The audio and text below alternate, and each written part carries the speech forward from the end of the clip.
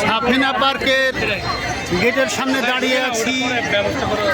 অগণিত মাথা আর মাথা লক্ষ্য করছি।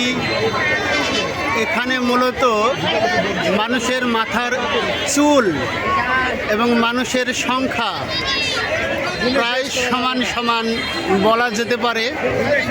অর্থাৎ মানুষের মাথায় চুলের মাঝে যেমন উকুন বিচরণ করে শান্তি পায় না, এখানে সাফিনা পার্কের গেটে এসেও মানুষ প্রবেশ করার যে প্রক্রিয়া তাতে স্বস্তি বোধ করছে না। একটি ব্যবস্থাপনার ত্রুটি বলা যেতে পারে না, একেবারেই ত্রুটি। ব্যবস্থাপনার অনেক ত্রুটি রয়েছে। জায়গা কম, দর্শনার্থীর তুলনায় জায়গা অনেক কম।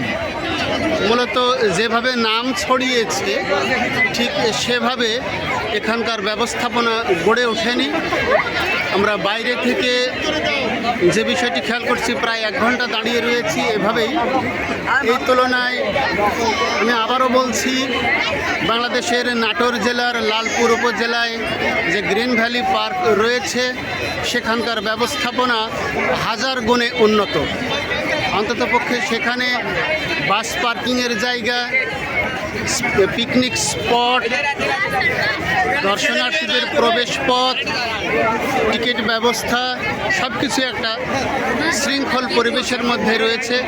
কিন্তু সাফিনা পার্কে এসে সত্যি আমাদের আফসোস হচ্ছে। আফসোস করা ছাড়া কোনো উপায় নেই। সত্য বড় তিক্ত হয়।